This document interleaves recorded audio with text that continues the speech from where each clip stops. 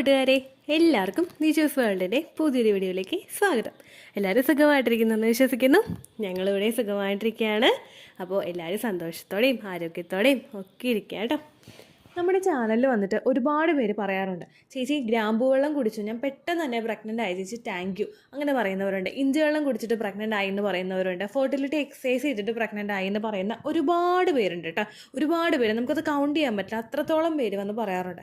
എന്നാൽ ഒരു കൂട്ടം ആളുകൾ പറയാറുണ്ട്, ചേച്ചി ഞാൻ 3 മാസത്തോളം ഗ്രാമ്പൂ വെള്ളം കുടിച്ചു, പക്ഷെ എനിക്ക് വർക്ക് ആവുന്നില്ല, എനിക്ക് റിസൾട്ട് കിട്ടുന്നില്ല, ഫെർട്ടിലിറ്റി എക്സസൈസ് ചെയ്തു, എല്ലാം ഞാൻ ട്രൈ ചെയ്തു, ഒരുപാട് യൂട്യൂബ് ചാനലിൽ ഞാൻ കയറി ഇറങ്ങി, ഒരുപാട് ഡോക്ടേഴ്സിനെ ഞാൻ കണ്ടു, പക്ഷെ എനിക്ക് ക്ലിയർ ആവുന്നില്ല, എന്താണ് ചേച്ചി അതിൻ്റെ കാരണം എന്ന് ചോദിക്കുന്ന ഒരുപാട് പേരുണ്ട്. നിങ്ങൾ ഈ ടിപ്പൊക്കെ ഫോളോ ചെയ്തിട്ട് നിങ്ങൾ പ്രഗ്നൻ്റ് ആകുന്നില്ലെങ്കിൽ ഈ വീഡിയോ നിങ്ങൾ മസ്റ്റായിട്ട് ഫുള്ള് കേൾക്കുക കേട്ടോ. അപ്പോൾ നമുക്കിത് എന്താണെന്ന് നോക്കാം. വീഡിയോ നമുക്ക് സ്റ്റാർട്ട് ചെയ്യാം. ഈ കാര്യങ്ങളൊക്കെ ഫോളോ ചെയ്തിട്ടും, അതായത് നമ്മൾ വീട്ടിൽ ചെയ്യാൻ സാധിക്കുന്ന ഹോം റെമഡീസ് ആയിട്ടുള്ള ഗ്രാമ്പൂ വെള്ളം, ഇഞ്ചി വെള്ളം, കറുവപ്പട്ട വെള്ളം, കരിഞ്ജീരക വെള്ളം, ജീരക വെള്ളം, പെരുംജീരക വെള്ളം, അങ്ങനെ എല്ലാം നമ്മൾ ഫോളോ ചെയ്തിട്ടൊന്നും നമ്മൾ പ്രഗ്നൻ്റ് ആയിട്ടില്ലെങ്കിൽ ഏറ്റവും ആദ്യം നിങ്ങൾ ചെയ്യേണ്ട കാര്യം സെൽഫ് ഇവാലുവേഷനാണ്. നിങ്ങളെ തന്നെ ഇവാലുവേറ്റ് ചെയ്യുക. എന്താണ് നിങ്ങളുടെ ശരീരത്തിൽ നടക്കുന്നതെന്ന് നിങ്ങൾ മനസ്സിലാക്കുക. നമ്മുടെ ശരീരമാണ് നമ്മുടെ ബെസ്റ്റ് ഫ്രണ്ട്, വേറെ ആരുമല്ല നമ്മുടെ ബെസ്റ്റ് ഫ്രണ്ട്, നമ്മുടെ ശരീരമാണ് നമ്മുടെ ബെസ്റ്റ് ഫ്രണ്ട്.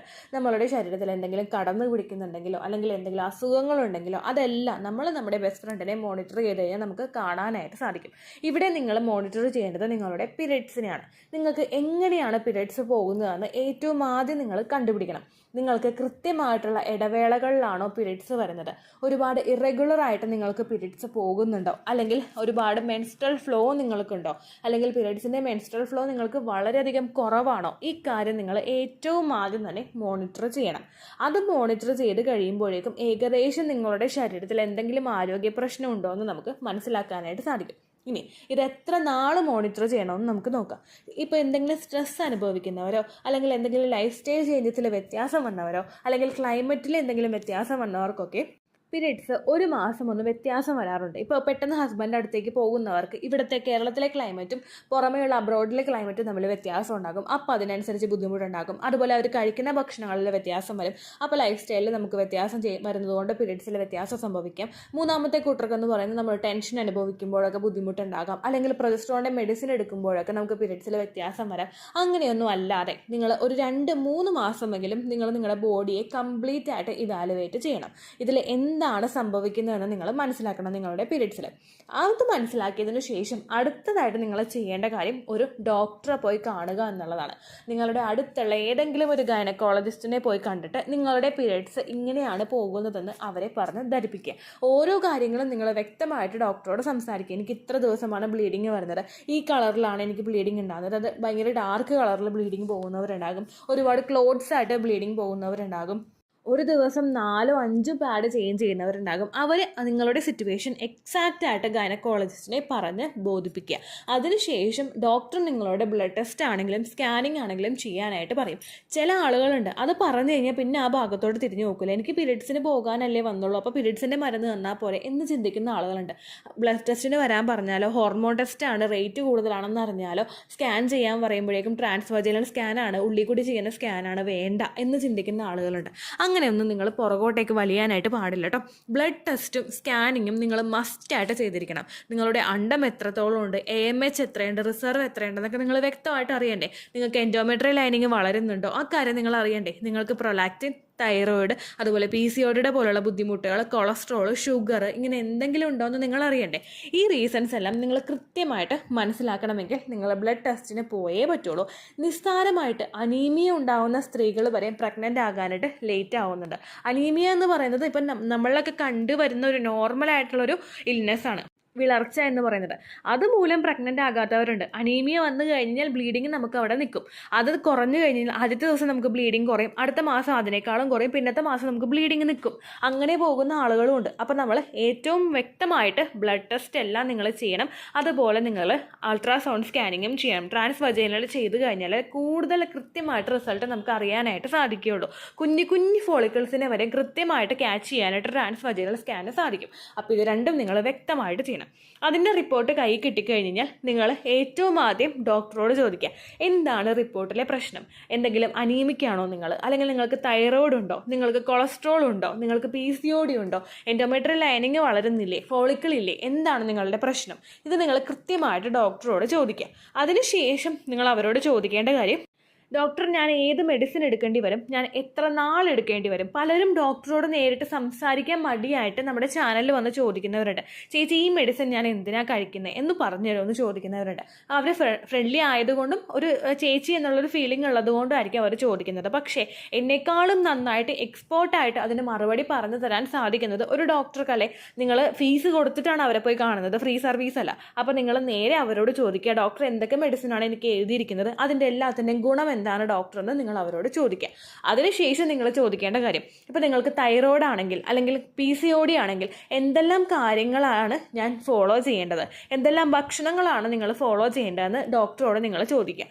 അതിൽ നിങ്ങൾ ഡോക്ടർ ഒരു ഡയറ്റീഷ്യൻ്റെ അടുത്തേക്ക് നിങ്ങളെ ഗൈഡ് ചെയ്യുകയാണെങ്കിൽ ആ ഡയറ്റീഷ്യനെ പോയി നിങ്ങൾ മസ്റ്റായിട്ട് കാണണം. കാരണം നിങ്ങളുടെ ആ ബ്ലഡ് റിപ്പോർട്ട് നോക്കിയിട്ട് നിങ്ങൾക്ക് കൃത്യമായിട്ട് അഡ്വൈസ് തരാനായിട്ട് ഒരു ഡയറ്റീഷ്യനെ സാധിക്കുകയുള്ളൂ. ഇൻ കേസ് ഡോക്ടറാണ് പറയുന്നതെങ്കിൽ എന്തെല്ലാം ഭക്ഷണങ്ങൾ കഴിക്കണം, എന്തെല്ലാം ഭക്ഷണങ്ങൾ കഴിക്കേണ്ട എന്ന് ഒരു ഡോക്ടറാണ് പറയുന്നതെങ്കിൽ അത് നിങ്ങൾ കൃത്യമായിട്ട് ഫോളോ ചെയ്ത് പോവുക. അതിനുശേഷം നിങ്ങൾ ചോദിക്കേണ്ട കാര്യമാണ്, എത്ര നാൾ ഞാൻ ഇതിന് ട്രീറ്റ്മെൻറ്റ് എടുക്കേണ്ടി വരും? അതായത് ഇപ്പോൾ PCOD ഉള്ളവരൊക്കെ ആണെങ്കിൽ PCOD എന്ന് പറയുന്നൊരു ബുദ്ധിമുട്ട് നമുക്ക് ഫുള്ളായിട്ട് ഉണ്ടാകും. നമുക്ക് കൺട്രോൾ ചെയ്ത് നിർത്താനേ പറ്റുള്ളൂ. അതൊരിക്കലും നമ്മളെ വിട്ടു പോവില്ല. കൺട്രോൾ ചെയ്ത് നിങ്ങൾക്ക് മാത്രം മുൻപോട്ടേക്ക് പോകാം. കൺട്രോൾ ചെയ്യുമ്പോൾ നമുക്ക് കിട്ടുന്ന കാര്യങ്ങൾ, നമ്മുടെ വെയിറ്റ് കുറയും, നമ്മുടെ ഇൻസുലിൻ്റെ ഷുഗറിൻ്റെ ലെവൽ കൃത്യമായിട്ട് പോകും, അതുപോലെ നിങ്ങൾക്ക് പീരിയഡ്സ് നോർമലായിട്ട് വരും, ഓവുലേഷൻ കൃത്യമായിട്ട് നടക്കും. ഇതെല്ലാം ആ കൺട്രോളിൽ നടക്കും. പക്ഷേ PCOD നമ്മളെ വിട്ട് പൂർണ്ണമായിട്ട് പോവില്ല. അപ്പോൾ നിങ്ങൾ ഡോക്ടറോട് ചോദിക്കണം, എത്ര നാൾ ഞാൻ ഈ മെഡിസിൻ കഴിക്കണമെന്ന്. ഒരുപാട് പേരുണ്ട് ആദ്യത്തെ ഡോസ് മെഡിസിൻ മാത്രം മേടിച്ച് വീട്ടിലോട്ട് വരും. എന്നിട്ട് ഇവിടെ വന്ന് ചാനലിൽ വന്ന് ചോദിക്കുന്നവരുണ്ട്, എത്ര നാൾ കഴിക്കേണ്ടി വരും ചേച്ചി എന്ന് ചോദിക്കുന്നവരുണ്ട്. അവരുടെ ഫോളിക്കിൾസിൻ്റെ കണക്കും അവരുടെ ബ്ലഡ് റിപ്പോർട്ടിൻ്റെ കാര്യവും അതുപോലെ തന്നെ അവരുടെ AMHൻ്റെ വാല്യൂം ഒക്കെ അറിയാവുന്നത് ഡോക്ടർക്കാണ്. അവരോട് തന്നെ നിങ്ങൾ ചോദിക്കണം, എത്ര നാൾ ഞാൻ ഈ കോഴ്സ് എടുക്കണമെന്ന്. ചിലർ 3 മാസം എടുക്കാൻ പറയും, ചിലർ 1 മാസം എടുത്താൽ മതി എന്ന് പറയും. ചില ഡോക്ടേഴ്സ് പറയും, നിങ്ങൾ ഒരു മെഡിസിനും എടുക്കണ്ട, നിങ്ങൾ കൺട്രോൾ ചെയ്താൽ മതി എന്ന് പറയും. അവർക്കൊക്കെ അത്രേ പ്രശ്നം ഉണ്ടാവുള്ളൂ. അതുകൊണ്ടാണ് ഡോക്ടർ അങ്ങനെ പറയുന്നത്. ആ കാര്യം നിങ്ങൾ മസ്റ്റായിട്ട് മനസ്സിലാക്കിയിട്ട് ഡോക്ടറുടെ അടുത്ത് നിന്ന് തിരിച്ചിങ്ങോട്ടേക്ക് പോരുക. ഇനി PCODയുടെ ബുദ്ധിമുട്ടാണ് നിങ്ങൾക്കുള്ളതെങ്കിൽ നിങ്ങൾ വെയിറ്റ് ലോസ് ചെയ്യാനായിട്ട് ശ്രദ്ധിക്കുക. ലീൻ PCOD, അതായത് വണ്ണത്തിൽ വലിയ പ്രശ്നമൊന്നുമില്ല, നിങ്ങൾക്ക് ബാക്കിയുള്ള പ്രശ്നമാണ് PCOD ഉള്ളതാണെങ്കിൽ നിങ്ങൾ ഫിസിക്കലി ആക്റ്റീവായിട്ടിരിക്കാനായിട്ട് ശ്രദ്ധിക്കുക. ഫെർട്ടിലിറ്റി എക്സസൈസുകൾ ചെയ്യാനായിട്ട് നിങ്ങൾ പ്രത്യേകം ശ്രദ്ധിക്കുക. അതുപോലെ നിങ്ങൾ അനീമിക് ആണെങ്കിൽ അയൺ കണ്ടന്റ് അടങ്ങിയിട്ടുള്ള ഭക്ഷണങ്ങൾ കൂടുതലായിട്ട് കഴിക്കുക.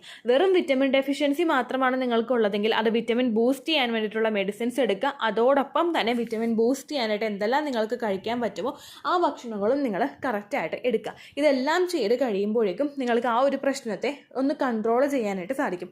മൂന്നാമതായിട്ട് നിങ്ങൾ ചെയ്യേണ്ട കാര്യം എന്ന് പറയുന്നത് നമ്മുടെ ചാനലിലോട്ട് കയറി വരിക.